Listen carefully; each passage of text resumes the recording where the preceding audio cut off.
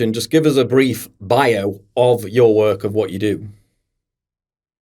Yeah, right. So if you want to basically check out, I directed a Cold War thriller, spy thriller, set in 1967 called The Defector.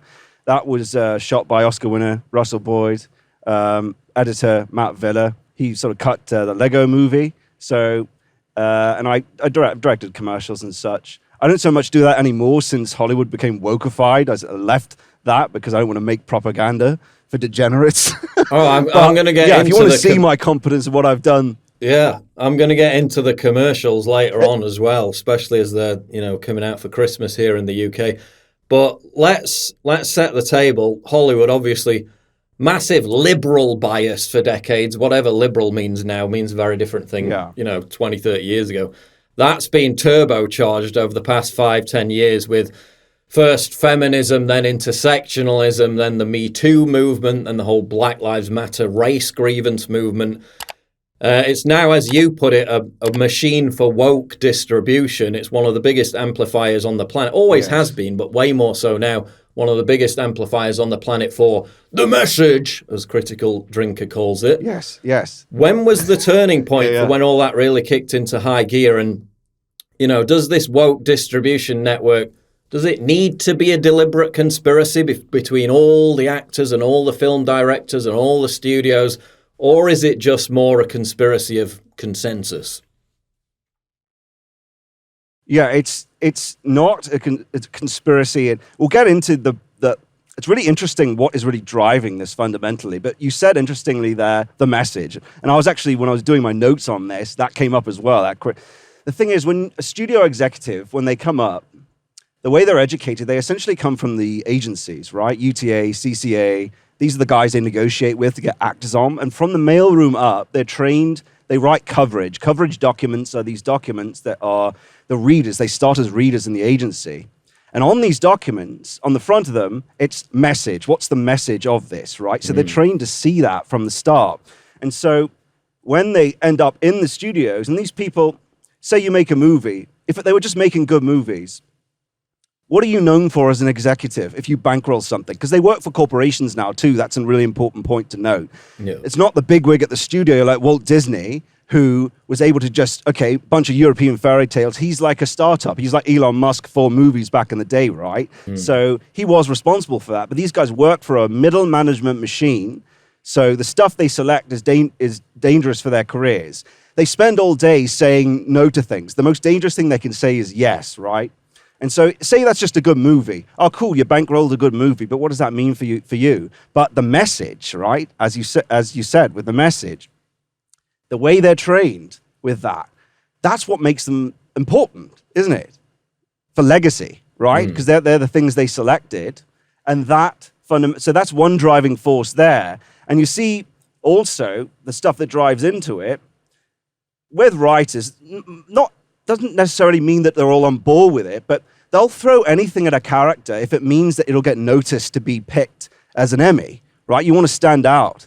And so they'll chuckle those elements at a character for the sake of that. And you can see that fundamentally when there was a story that recently came out about Netflix where he was talking about on set, they were reading a script and it was just in the script, right? They're doing a script read, and in reading that script, it had the N-word in it. And so the person that read the script in the script read, and he was fired that day, even though everyone around said, oh, it was okay, we understand he's not doing it. He's just read the script. Yeah. So ultimately, what's going on here, in the sense that the people all there, the middle managers, they're afraid of something, but what are they ultimately afraid of? There's no king that's enacting this agenda that says do it. There's no king that's saying, we're putting on this agenda. These middle managers are all up and down the whole thing. They're afraid for their jobs. So ultimately, when you think about this, when Alex Jones talks about demons, he's not exactly wrong in a way. I know this sounds a bit. Oh, we're gonna get into that. Don't worry. We're going there. Yeah, we'll get there. I'll read you a quote from the Joker director, Todd Phillips, one of the handful of good movies that came out over the past few years.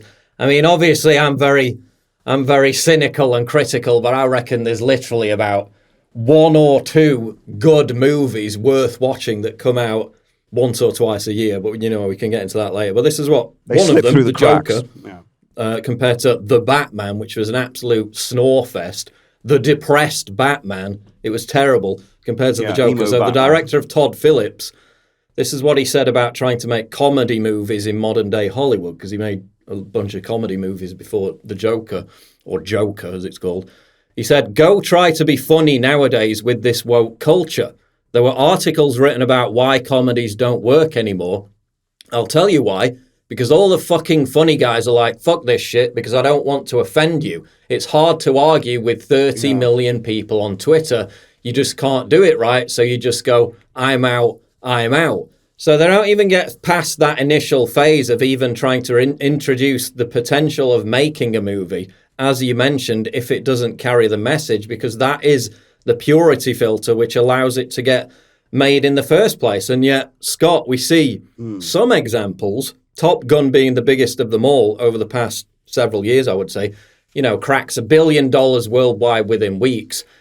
It refused to cater to woke narratives. It didn't even denounce woke narratives. It simply existed by not genuflecting to them, by not succumbing to diversity hires. And it ended up being wildly popular, I think, for not obviously the only reason. It was a great film, but one of the reasons it was wildly popular was it concentrated on just being a good film. Its primary purpose was to entertain, not to spread the message.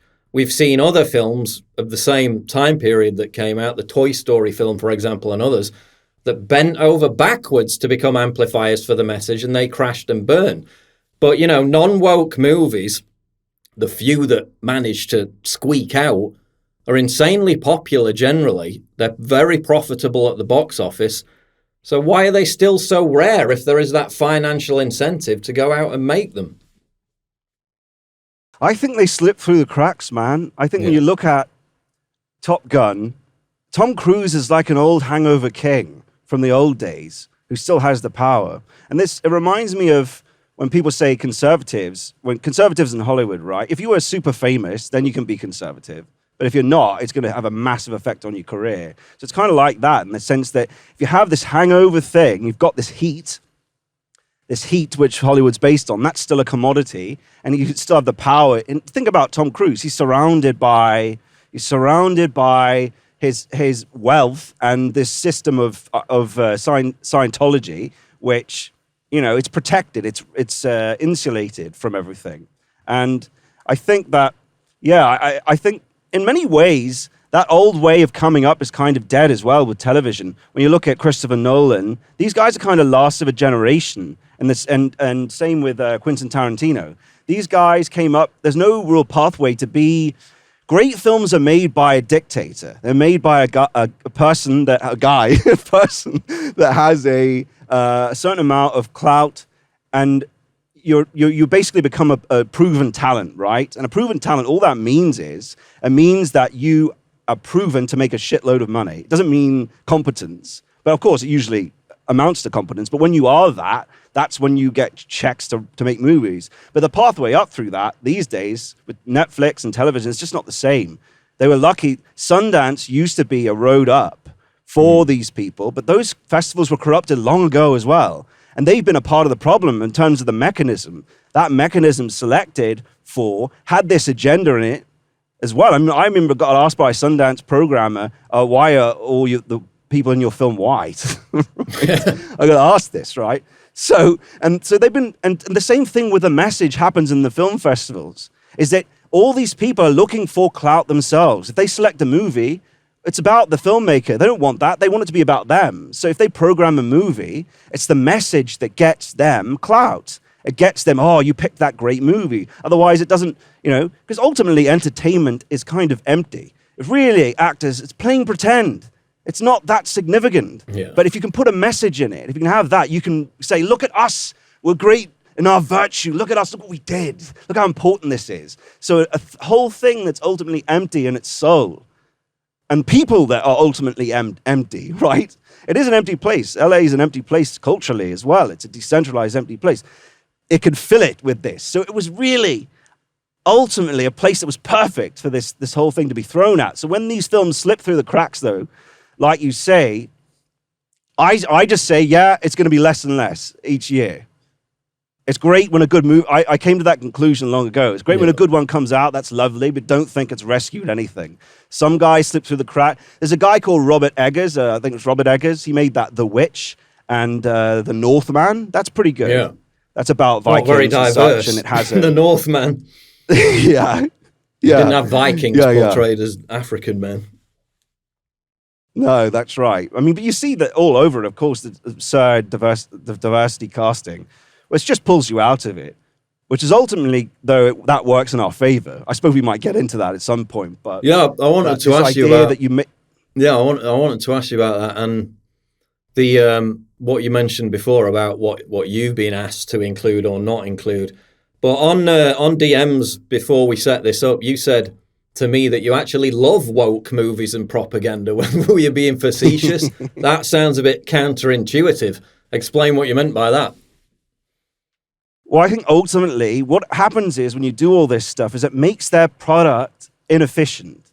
We can see with Star Wars, we can see with the Netflix slump, with the subscriber loss, with the Star Wars, they're trying to hide their profit loss. They merge two departments to try to hide their profit loss. We know that this makes it deeply inefficient, right? And you can see people are more than happy that they would rather go on YouTube and watch a storyteller now, just like Count Dankula, tell a story verbally, than watch a Star Wars trilogy that vilifies their own values and virtues and vilifies them.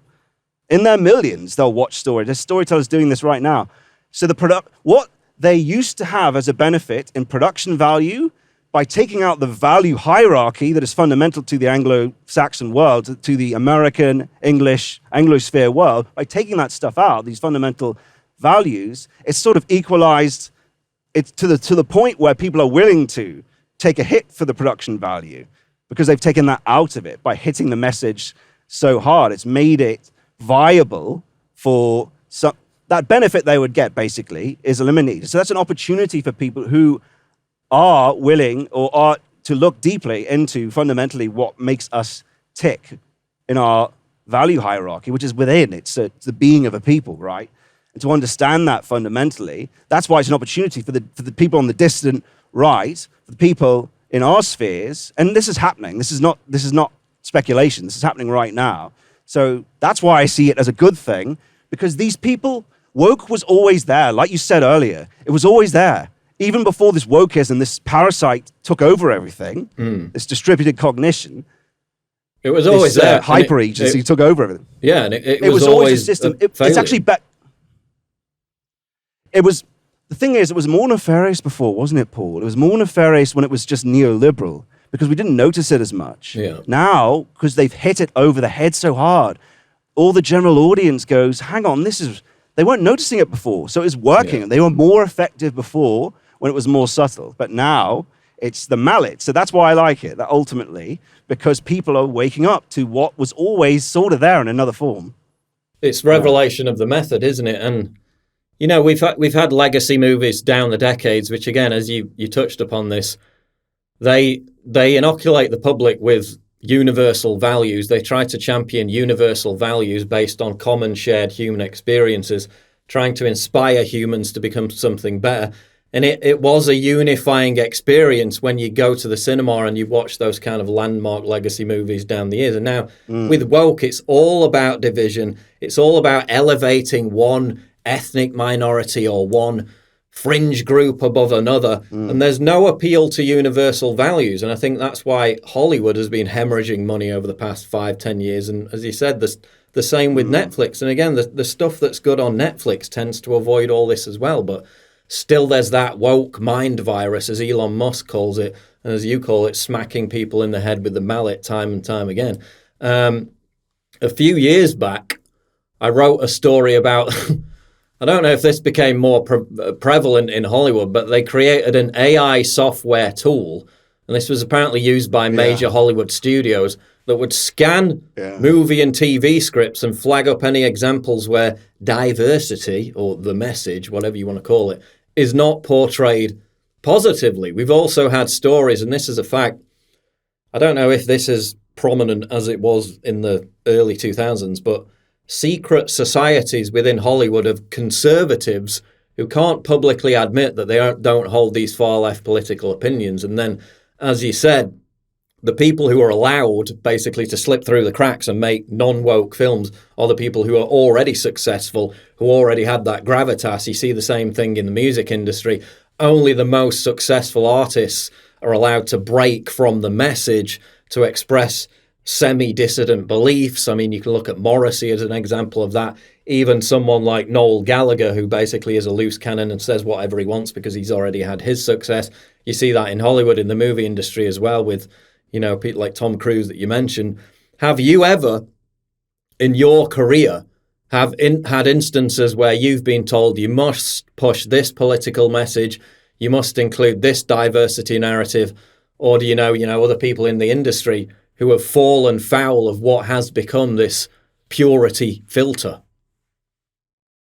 It's more the editorial. It's more the fact that there's the ticking committee at Netflix, right? So it's like, say, with Q&A, the way they do it is simply by the fact of what they screen out. So the state agencies, I've been in state agency meetings where I've had basically feminist, like shortlisted meetings at state agencies for funding for films, where it's just between you and 3 other films, right?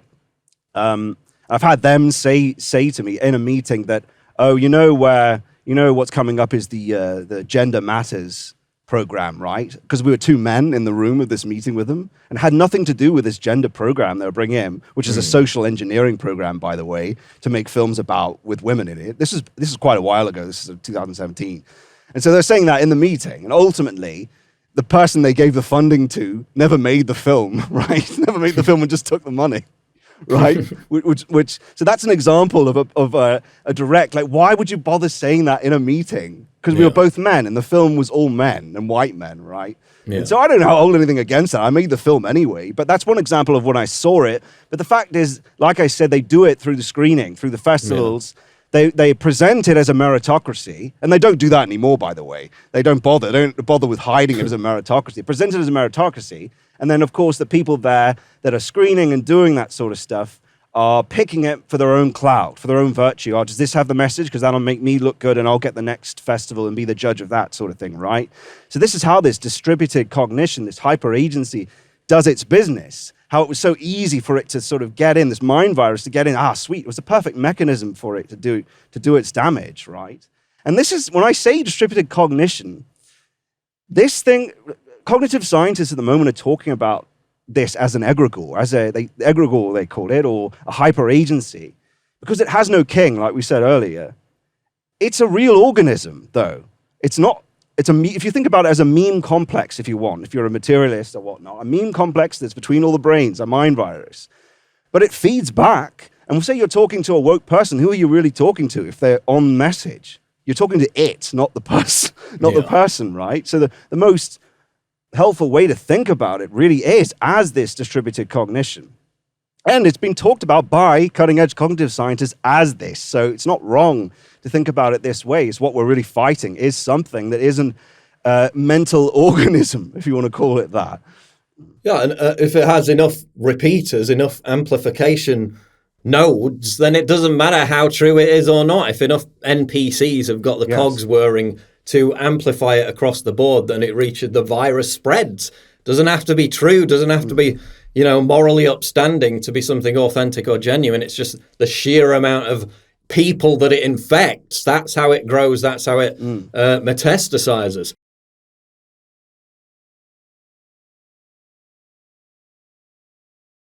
Get early access to videos, exclusive live streams, and personally DM me. You've seen how much I get demonetized all the time. Well, this is how you support me. By subscribing at pauljosephwatson.locals.com. Please click the link in the description.